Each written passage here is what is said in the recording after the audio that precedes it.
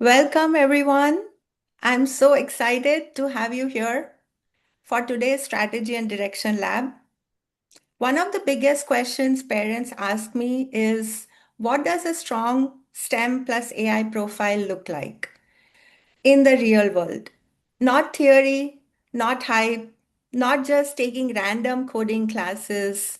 What does it actually look like when a student starts early, builds meaningful projects, develops leadership, explores interdisciplinary interests, and turns all of it into a compelling narrative essay for college applications? That's exactly what today is about.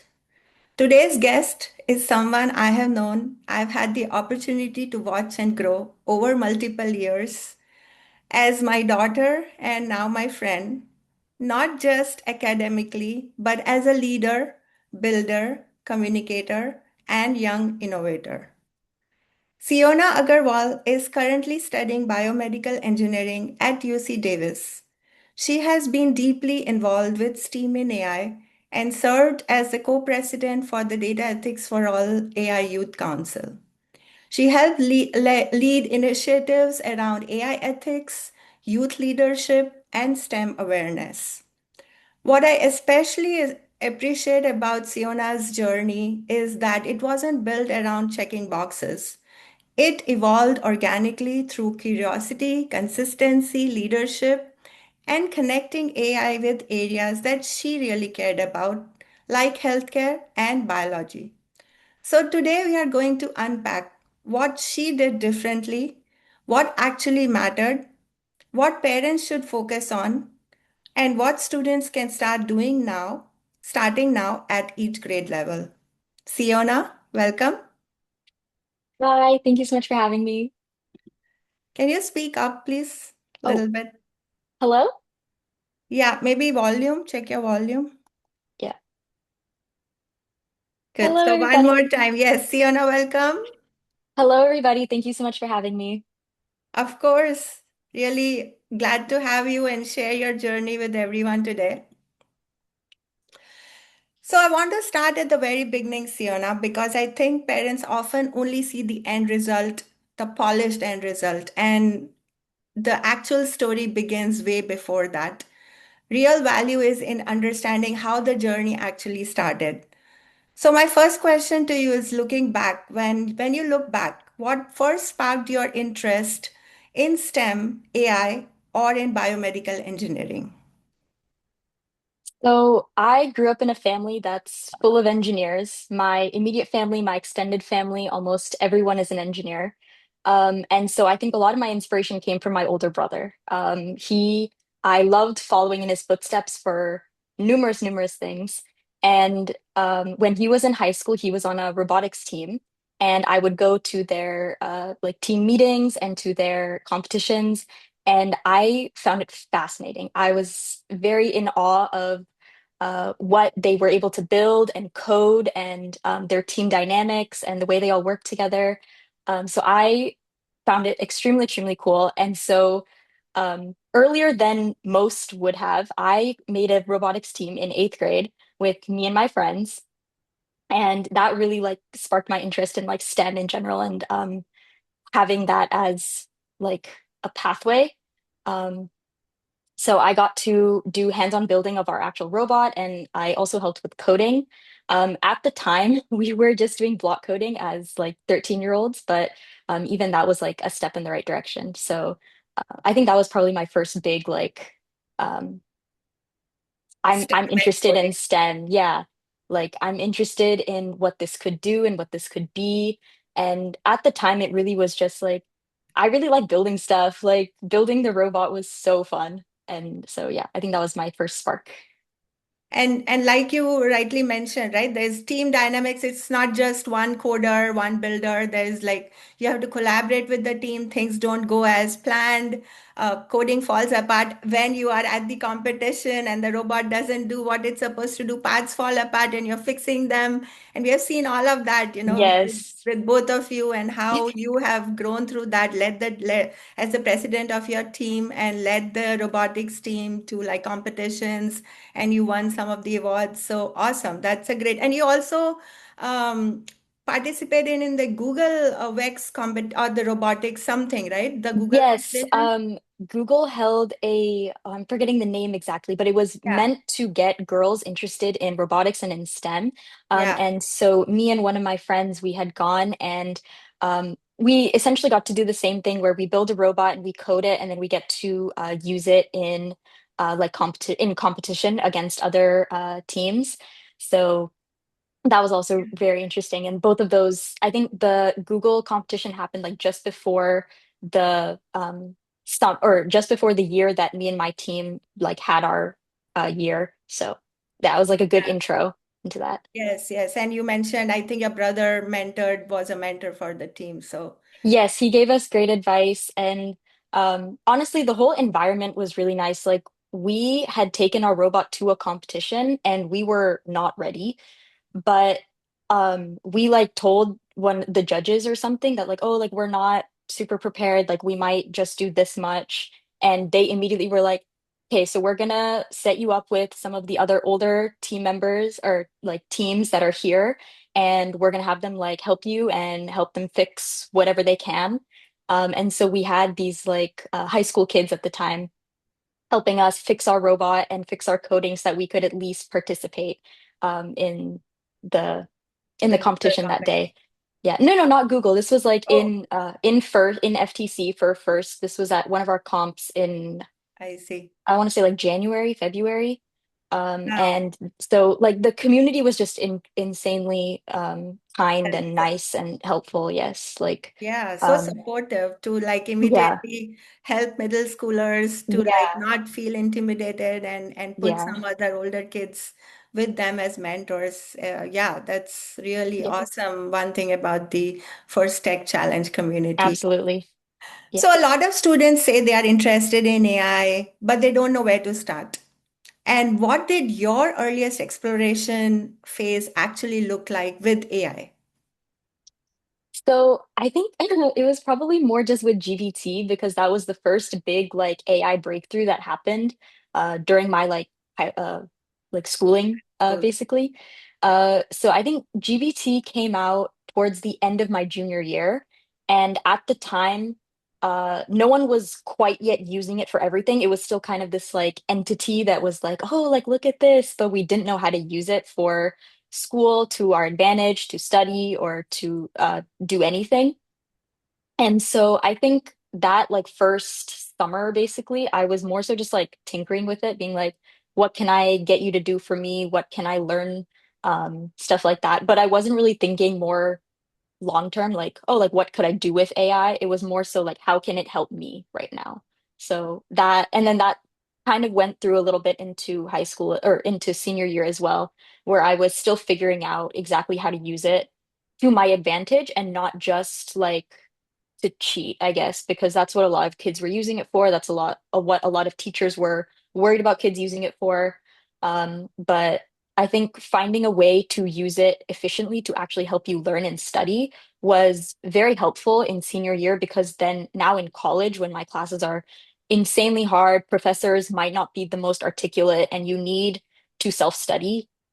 AI and like ChatGPT has definitely been extremely helpful in like breaking down concepts and giving me practice problems to study, giving me solutions and walking me through the solutions of why things work the way they work. So Yeah, it's yeah, interesting that yeah.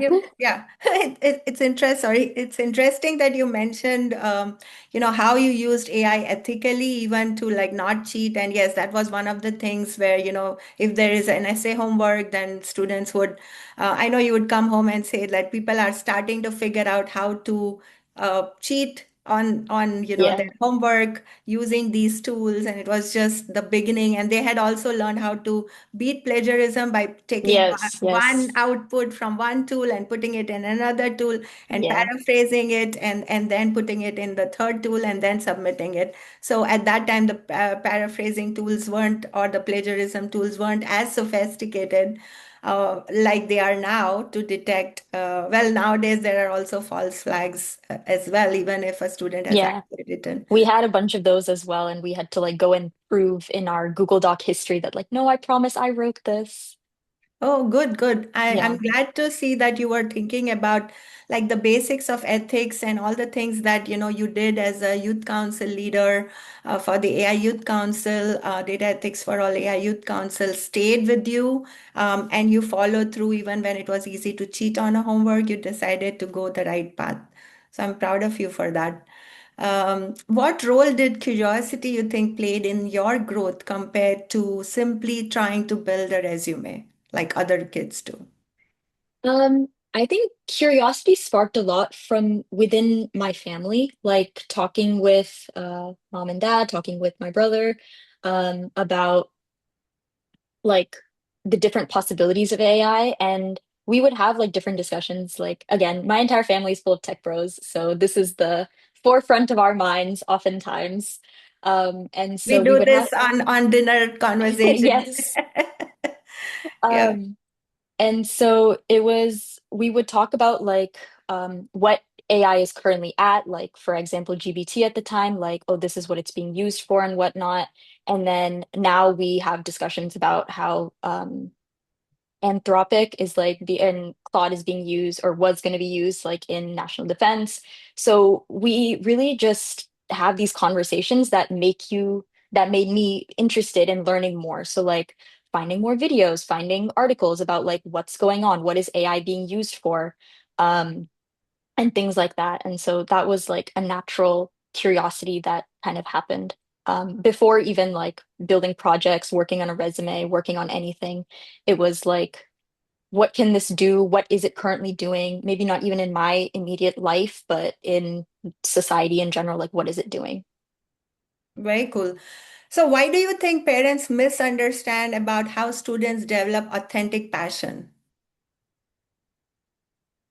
This is a Yeah, kid point of view for the parents yeah, listening to you yeah. and this podcast. I think parents like they want to assume that their kid will like do something very interesting and very cool, and they want them to like quote unquote be interested in something, but really it's just like a checkbox that like, oh, like you should be interested in this, you should be looking into this because it'll help you in your career. And so I think when parents kind of just like give their kids a little bit more freedom, like obviously you want to be there and uh know what they're doing and what they're interested in and stuff, but let them have like freedom to explore so that they can go on the internet, talk to people, and different classes in school and see what they're like really interested in. And that will like spark curiosity in itself. If they are really interested in something, it will like come about very organically, and you won't need to force it like on them. You won't need to force like do this major, do coding problems, do this project. They'll want to do those things. So yeah. So I think what Siona is saying is that don't, try to be the rat in the race, or don't try to collect activities just because other Yeah. kids are doing that. Like these other kids I know are doing so much. So you also have to do it. Don't be in that race. Let your kid do really things that they are passionate about, that are true to themselves, and that organically will spark different directions for them that they will explore and eventually land up exactly where they're supposed to be. Well Awesome. put. Thank you. So I think one thing that helped you, Siona, stand out was not just learning concepts, but actually building things and applying them. So when did you realize that projects mattered more than simply saying, I'm interested in AI? So I guess this is where more so like resumes and college applications came into play a little bit because it's just a lot easier to show to colleges or companies wherever you're applying.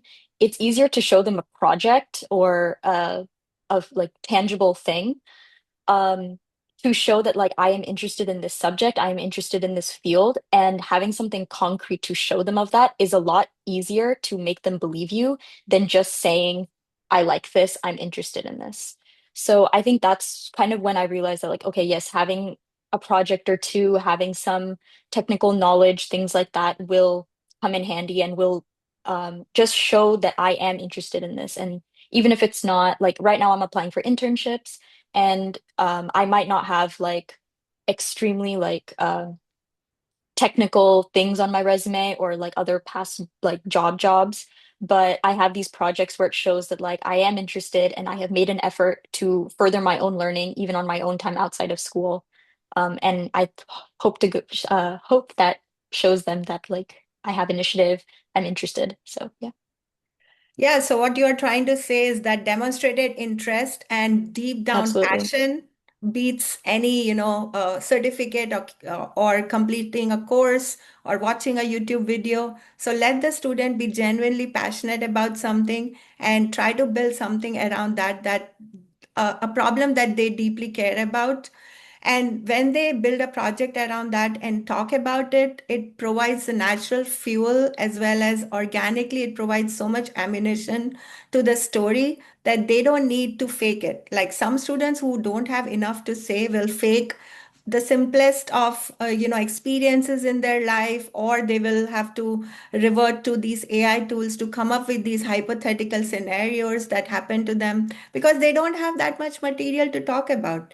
But when you have actually built a project, then you know exactly the do's and the don'ts that happen, things that went right, but things that didn't go as planned. And then how did you go about coming, maneuvering them and making sure that it was built properly, ethically, and with design thinking, human-centered AI.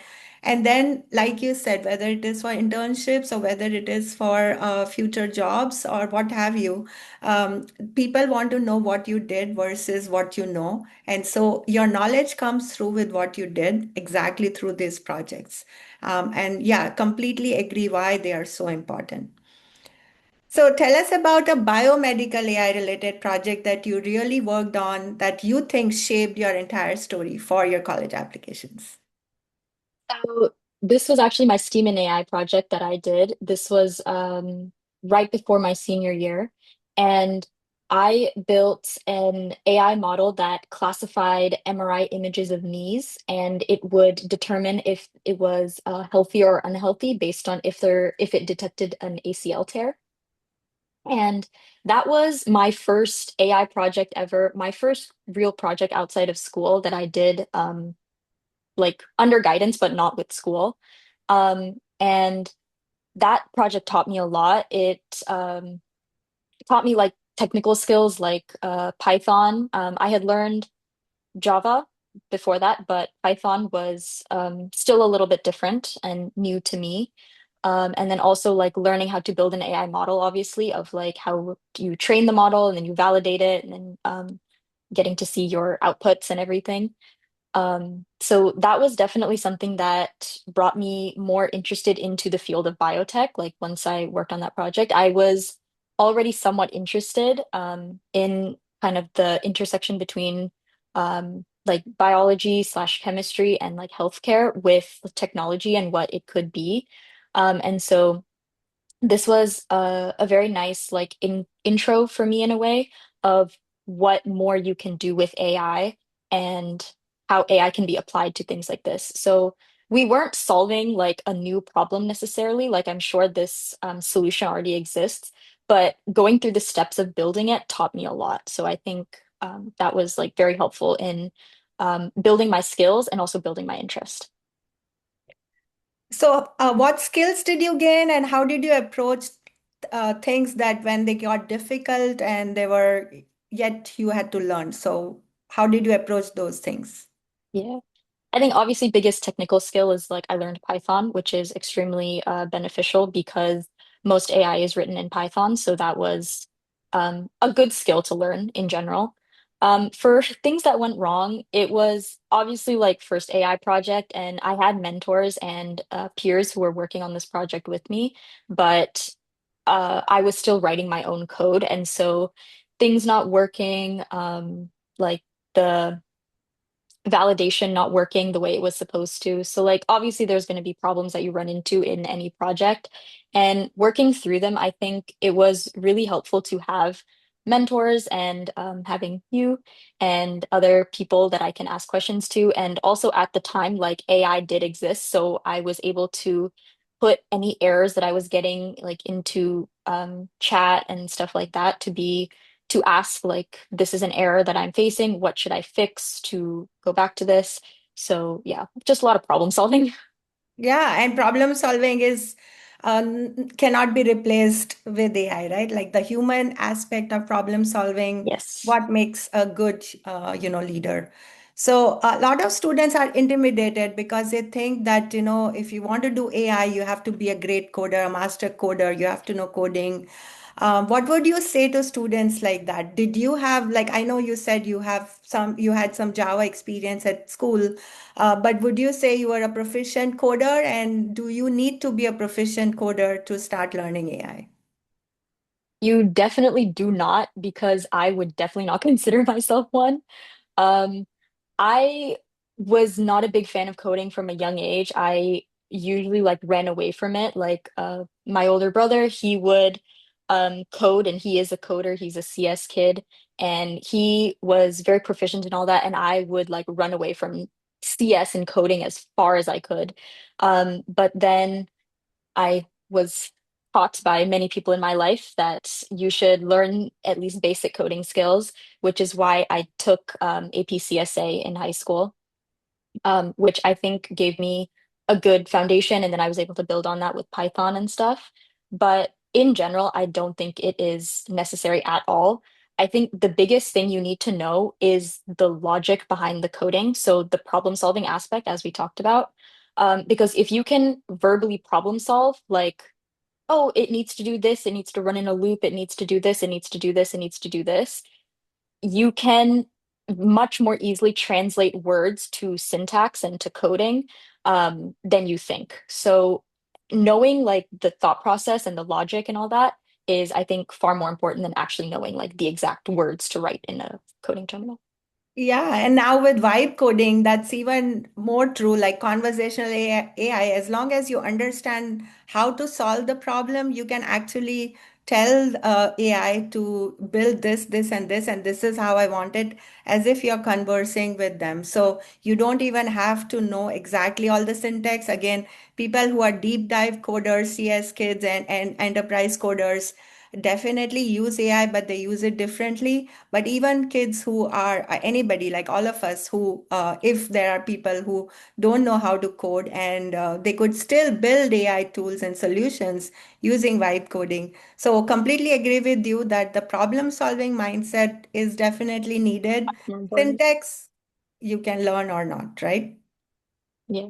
I think, yeah, just in this day and age, syntax is a lot more easily available. So it's not even the prominent part of these problems that you would, for these projects and things that you want to do, knowing the syntax is not nearly as important as it used to be. Or at least by heart, because you could easily go and tell Yes, like that, absolutely. like, oh, I'm trying to build this, give me Yeah. this code for this, and then Or you there's take that. also the like coding dictionaries for each language where you can look up syntax for everything. It's very straightforward. Yeah. So, how important was mentorship in helping you accelerate your learning? I know you had mentors from the industry. And so, how do you think that contributed to your growth? Yeah, so I've had various mentors throughout my life, obviously starting with my brother and my parents, as well as various other family members, my project mentor from STEAM and AI, and other industry professionals who I spoke with, even if briefly, but I got advice from them that I was able to carry forward. I think having that mentorship, any of these mentors in your life is extremely just beneficial to know that like whatever guidance and advice that they can give you in terms of things to do or possible pathways to look at or um, yeah, like if it's advice of what to do or like general guidance of where you can go even, I think having that knowledge in the back of your head, especially as a high school kid, when you're still kind of figuring out, you're still a little unsure, it can really show, like, be helpful to see that, like, oh, okay, like I have this one interest, but like, oh, these are the like 10 different things that I could do with it if I so wanted. So I definitely think that like Mentors are mentors, huge. yeah, yeah, yeah, definitely, definitely.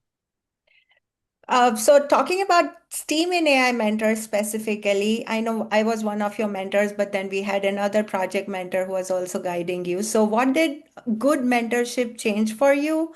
And what should students look for when they are looking for mentors, like external mentors? Obviously, family and friends, that's different, but Yeah. external mentors. Yeah. So I think my project manager, she helped me, or mentor, Mentor. yes, project mentor. She helped me a lot, like more specifically with our project. And it was really nice to have her there because any time I had questions, I could try to solve them on my own, but then I always had her as a resource that I could fall back on and ask if I had any doubts, any like questions, like if something was like really not working and I tried for a while, I could always go to her with my like issues or problems.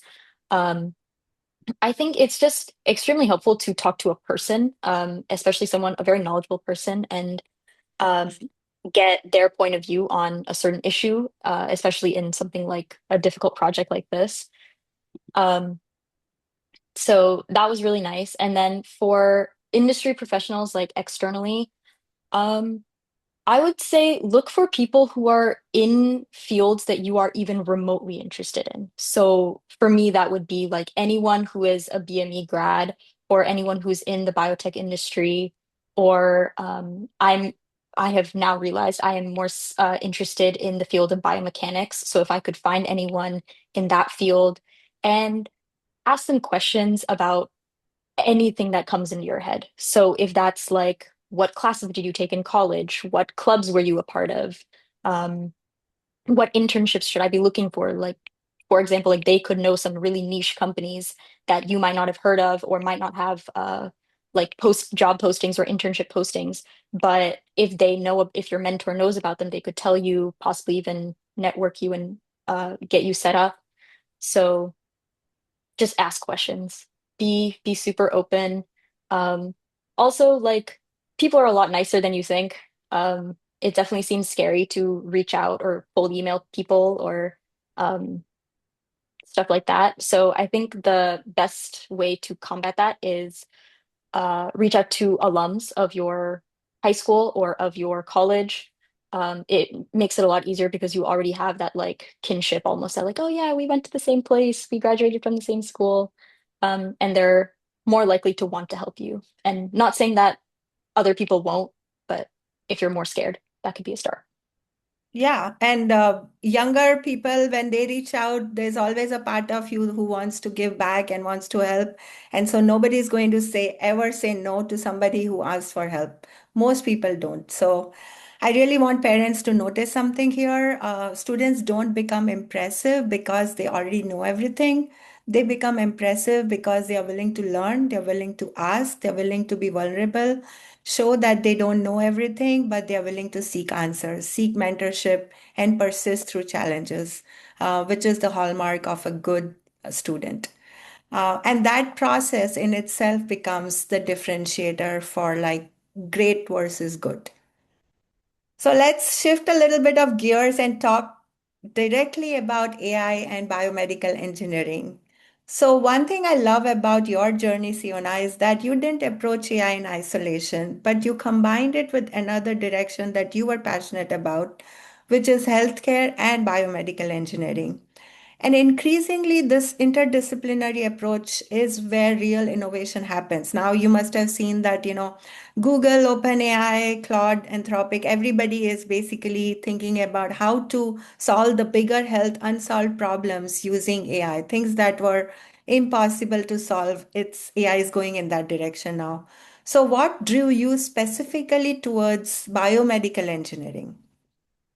So, like I was saying earlier about robotics kind of being what got me into STEM and engineering specifically in a way.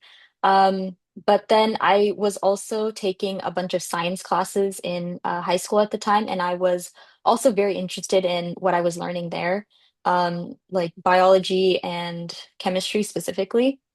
And for a short while in high school, well, and before that, I kind of thought like, oh, being a doctor would be so cool. And um, as I got older, a little bit more into high school, I realized I unfortunately did not have the perseverance to be in school for another 8 years. And so I was like, okay, what could I do that is possibly doctor adjacent? And so I started looking at different things and I was like, wait, I'm also really interested in engineering. What about biomedical engineering? That could be something. Um, like it would combine an interest of engineering and building things as well as the other STEM subjects that I'm interested in, like the sciences. And then I was hoping to like, yeah, biomedical obviously is more specific already into healthcare.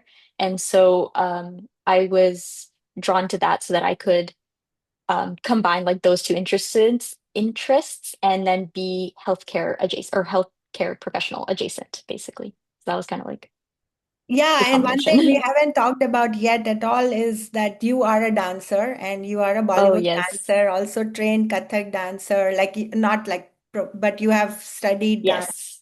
ballet, tap, right from when you were 3 years old, you were on Yes. Yes. stage. Yes.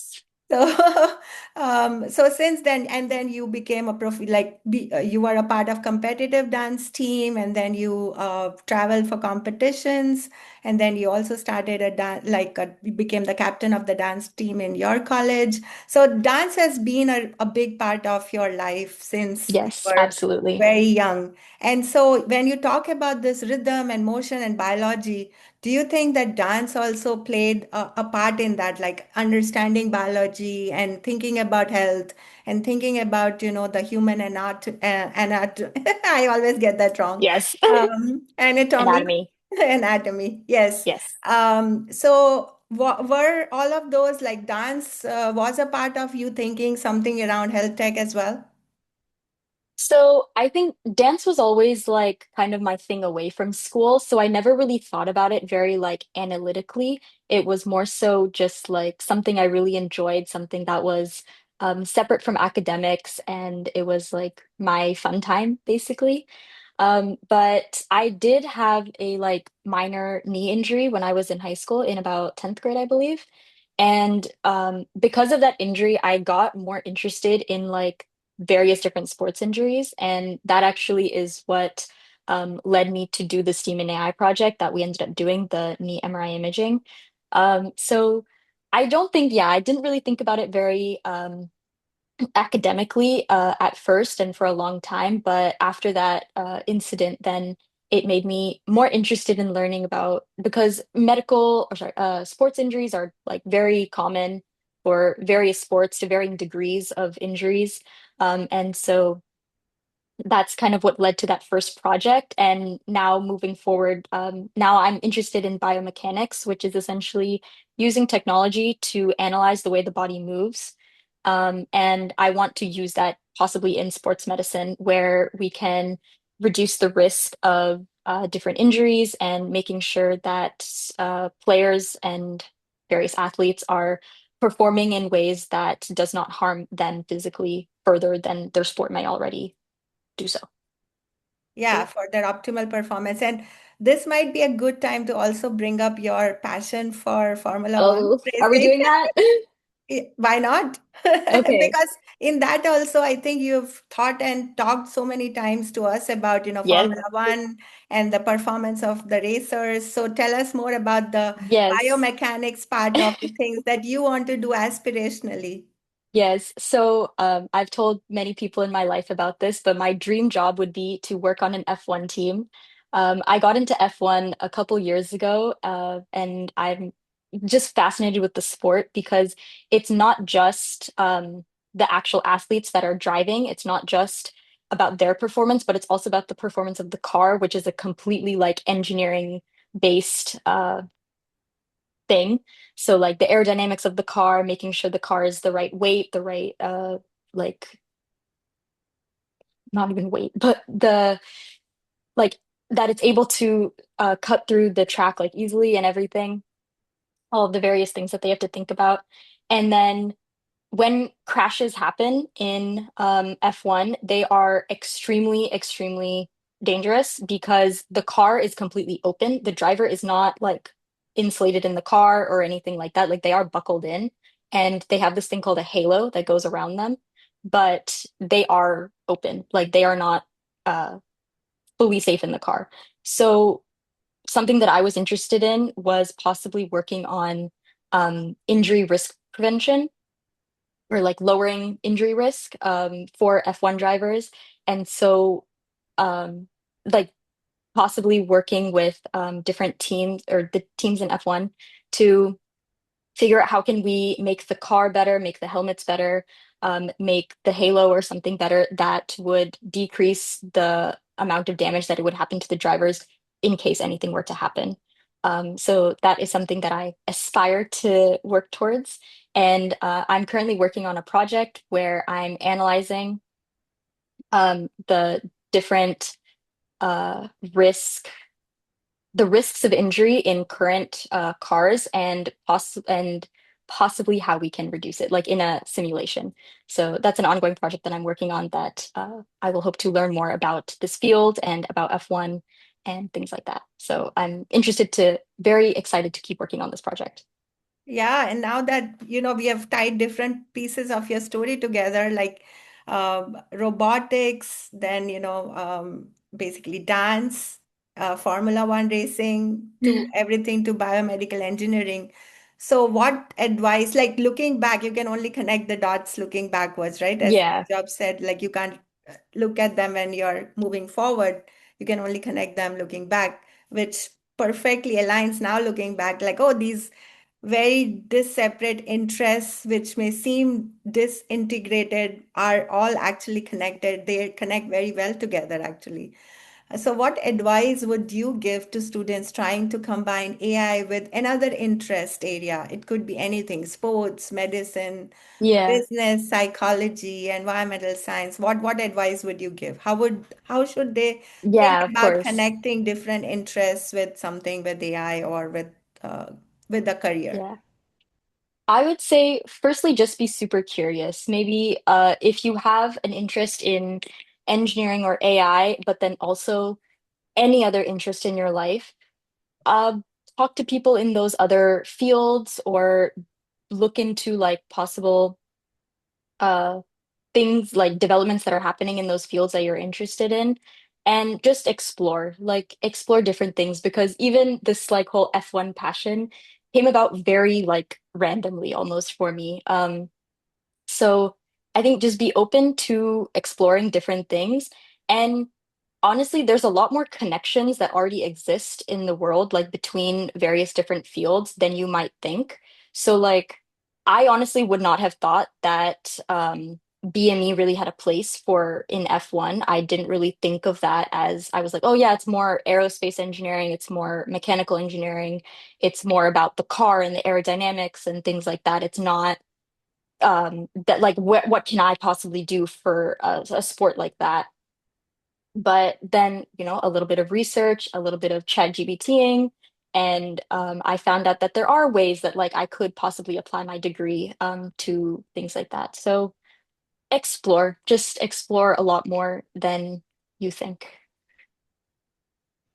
Very good advice, Siona. So basically, keep your interests and keep true Yes. to your interests. Basically, don't disregard them. Basically, follow them through, and Yeah. you don't know where they might lead you, right? Yeah.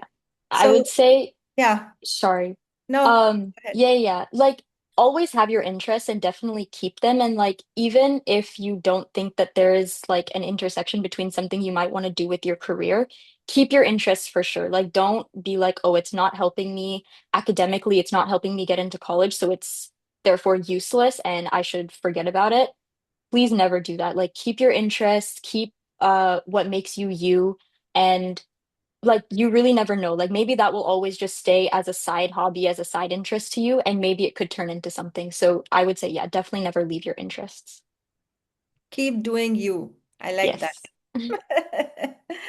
what makes you unique, keep doing that. Yeah. So, do you think students should specialize early or keep it broad in the beginning, explore multiple interests, and then narrow it down? I would say it's obviously definitely good to explore first and learn what possibilities there are. I think ideally you would start in like high school, like when you come into high school, you would start taking different classes, start possibly taking courses or doing summer programs outside of school in which you could learn more about what interests you have in academically and things like that.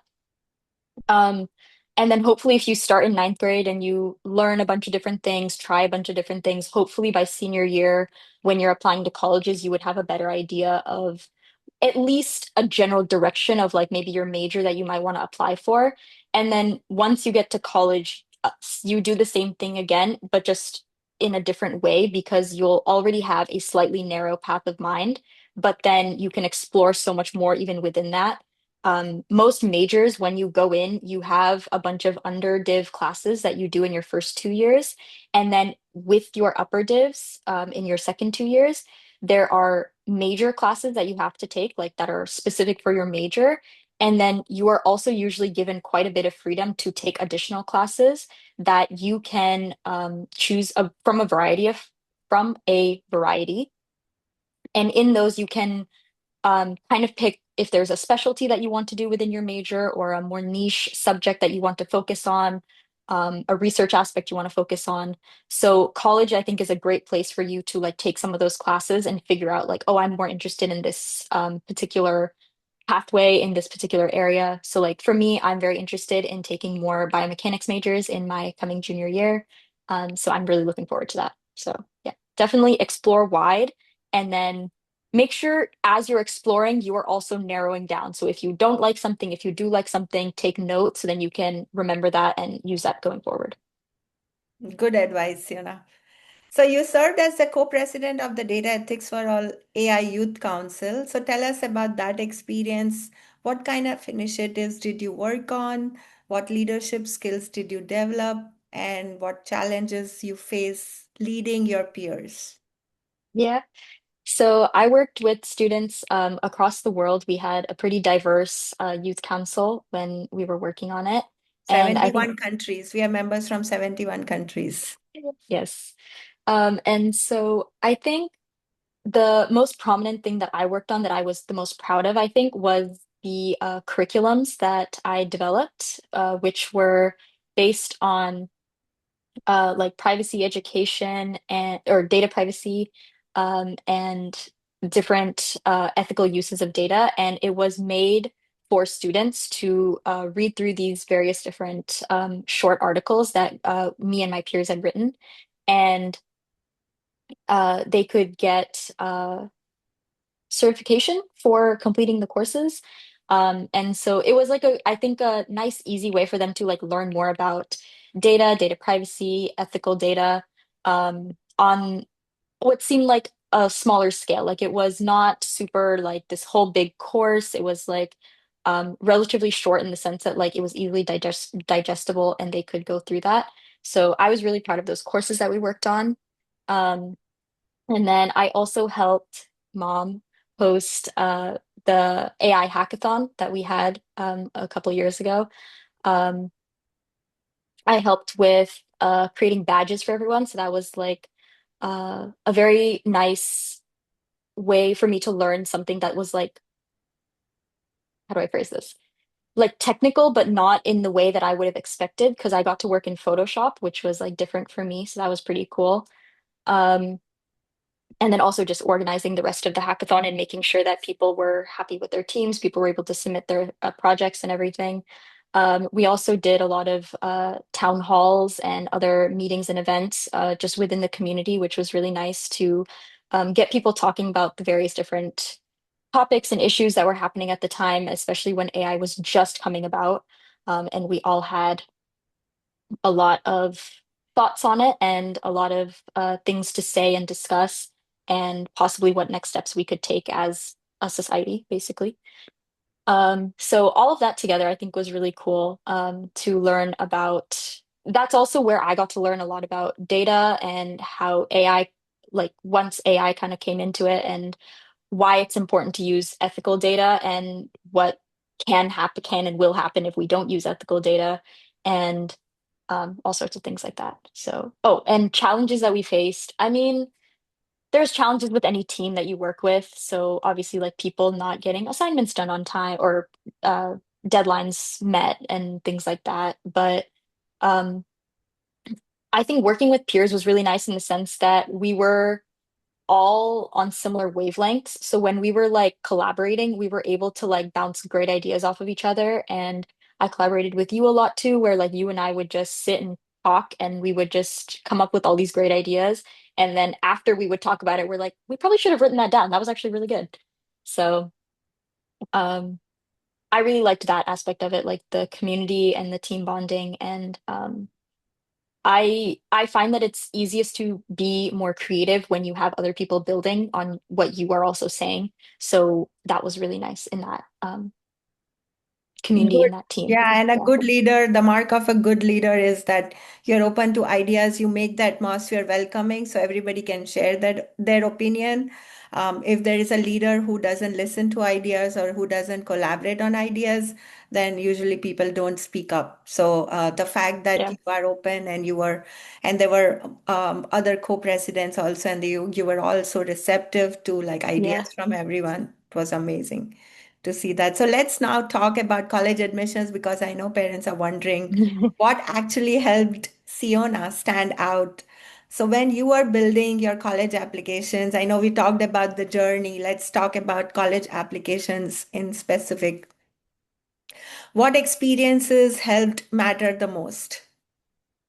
What experiences mattered the most? Yeah. What do you think admission officers noticed Yeah. on your profile? Or what felt most authentic in your application, according to you? Of course, we don't know, but according to you. Yes.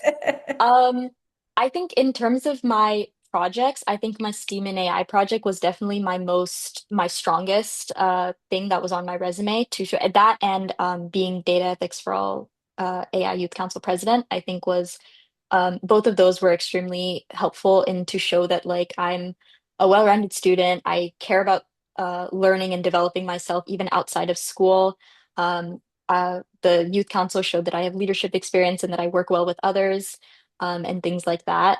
And I think what I was really most proud of is my personal interest questions for UCs, my PIQs. I was extremely proud of those. And I think one of my like favorite or the prompt that I was most proud of my essay was when I wrote about one challenge that I overcame. And it was about how I had to accept that I was wrong because how can I go in depth here? Like talk about Yeah, the whole yeah, thing? please Yeah, do. Please okay. do. Yeah. So again, with my older brother, he is like a CS person and he's extremely good at math. And so he had his own pathway for math that he took throughout high school. And I, wanting to follow in his footsteps, thinking, oh, I'm no less than him, I tried to follow in those same footsteps, and I was not as successful as I had hoped. Going into my sophomore year, I took Calculus AB, and it was extremely, extremely hard for And me. you skipped a grade of math also. Tell about that. Yes. So here in California, we have integrated math, which is IM, and then we have IM 1, 2, 3, 4, which is what you should be doing every year of high school. I took IM 1 in eighth grade, took IM 2 over the summer, did IM 3 my ninth grade year, and then I skipped IM 4, which is pre-calculus, which I should not have done, and then I took calculus AB. I was not successful that year, and I was extremely disheartened by just like I don't want to say how bad it was going, but to an extent, like how lost I felt in that class, really. Because my teacher would be explaining things and I would not understand what was going on. So then I like had to like talk to my parents and stuff, and I was like, okay, I need to admit that like I'm wrong. Like I should not have taken calculus AB. I need help. I am struggling. And even admitting that to myself and then to mom and dad was like really hard for me. And um, I wrote my PIQ basically on like overcoming the challenge. The challenge was like, I guess, my embarrassment about having to ask for help. And like since then we got me a tutor and I like did pre-calc and everything worked out after that. But um, that was I think something that I was really proud of, like that experience that I had, and I think it showed a lot of growth, and the way I wrote about it in my essay showed what I was going through and the growth that I made, um, which ended made me end up where I was. So Thank you for sharing that, Siona. It's not easy to share something so personal, and I'm glad you shared that with the world today. And we shared this because there are things that others could learn from our story, right? It's not like we are trying absolutely. to, yeah, and accepting when we are wrong or when we need help is one of the hardest things we have to do in life. But when we are able to do that, the everyone around us, our inner circle stands up for us and they are there to support and guide us. All we have to do is ask for help, which is again the hardest first step. So Absolutely. what mistakes do you think students make when they are trying to build a strong college profile? I think some people make the mistake of, I think possibly sometimes being too generic. I've seen on Instagram videos of like various different counselors and stuff, like rating different extracurriculars out of 10. And a lot of the things that I see most people doing were rated quite low on that list. And it's just because if everyone is doing them, it doesn't seem very impressive. So, yes, it is impressive that you were doing it and that you took time out of your busy schedule. High school is busy, as we all know, and um, taking time to do that. So, well, that could be band or student government or speech and debate or working at like a nursing home or something. But all of these things are individually very impressive, but overall, like unfortunately, in the grand scheme of things, it does seem very generic. So it can come across that way. If it's the same like three, four things on every student's resume or application, it can get very monotonous for people, for admissions officers to read.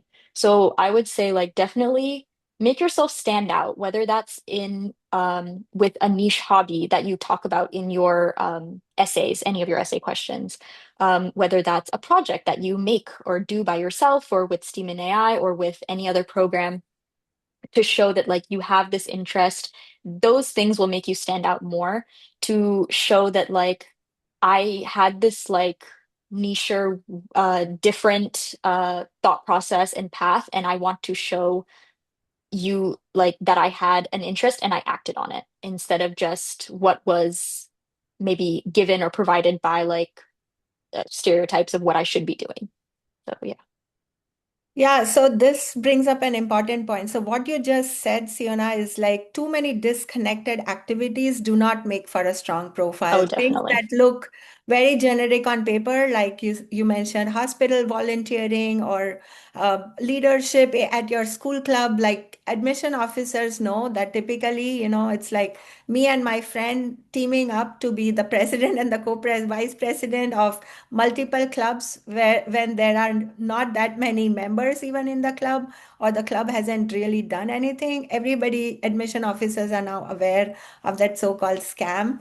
So what really helps is And I just add actually, really yeah, go ahead. sorry. I just like not to say that those things aren't important, that you shouldn't do them, but just don't make those maybe like the forefront of your application. Like it's definitely good to have those things, and if you are interested in those things, that's very important to do those. But definitely like do something that's more specific to you, that's not as well known or that's not like already done. Sorry, continue. Yeah, no, that's where I was going with this, that, Yeah, basically either volunteer in a leadership position is always great. But yeah, definitely not just write that you are the president and the co-vice president, but actually what did you do? That makes the great story. Like people can tell whether you actually created impact, like whether you tutored somebody or whether you helped somebody, or your what did your club actually do and what impact it made for others. That's Yeah. important. Whether you volunteered in a leadership position at a organization outside of the school is also much more valuable because it's a third party validation and it's a legitimate organization. Also creating a cohesive story where it not only looks like you have this separate activities, but they are woven together as a fabric, and there is a Yeah. cohesive story that weaves everything, at least some of the top things, together into where what you did and where you want to go. I think those really help with the standing out, creating a standout profile for Yeah. your college applications. Yes. Yeah. Like, I know we've talked about this, but just going back, like, for me, my main thing was I connected dance with my STEAM and AI project.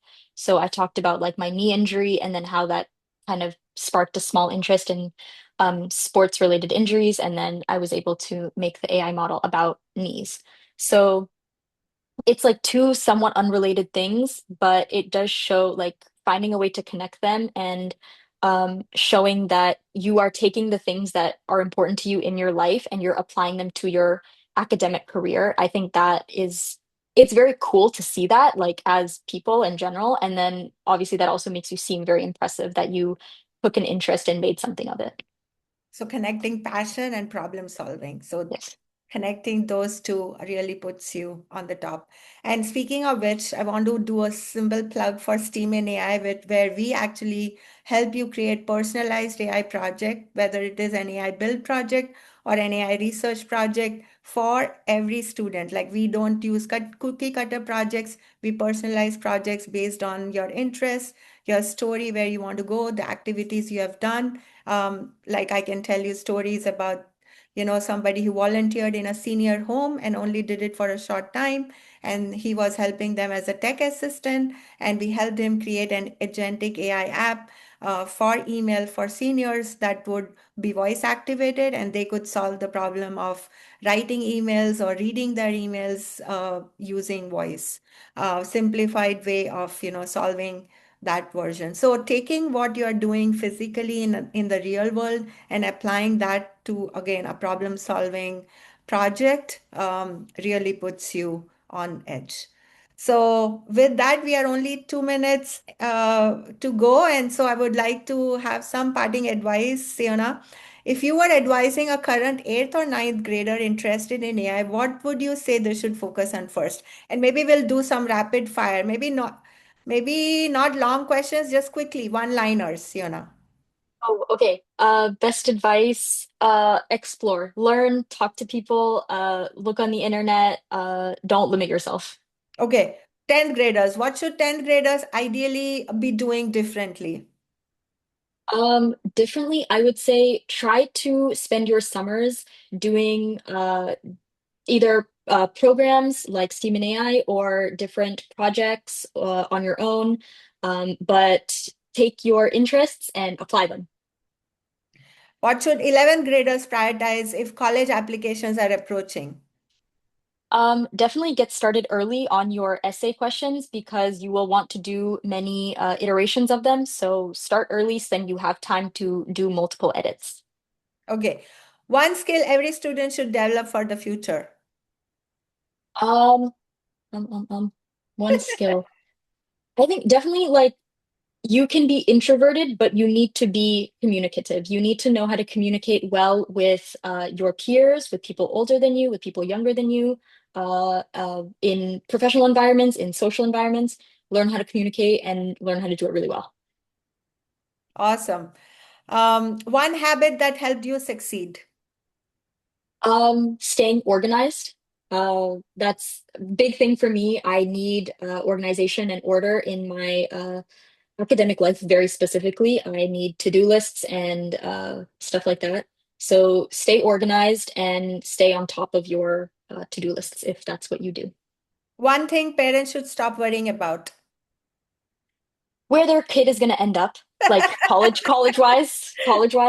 Like obviously you're worried about where they're going to go and stuff, but every college will teach students, any student, something. Um, it will teach them so much socially, it will teach them so much academically, even if it's not like the most prestigious school, they will learn so much just from having a college experience that like you don't just stress nearly as much as you think you do. Well said. Favorite AI or productivity tool right now? Oh, I'm basic. I don't know much. I use ChatGPT and I love it. I use it for my studying and it's great.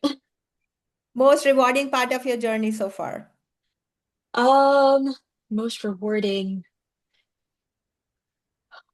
I think figuring out what my interests are and like feeling the joy from within myself that I feel when I like talk about those things. Like if someone wants to talk to me about F1, hit me up. I can talk for like forever about that. Like I finding those interests has been so fun and then now getting to talk about it is also equally fun. Siona, thank you so much for sharing your journey so openly and thoughtfully. I hope parents listening today recognize that strong college and career pathways are not built overnight. They are built through exploration, mentorship, initiative, curiosity, leadership, and meaningful project based experiences over time. And that's exactly why we created STEAM in AI to help students move beyond passive learning and begin building real world experiences that connect to their future goals. With that, thank you everyone for joining us. Have a good evening. Bye bye. Thank you, everybody.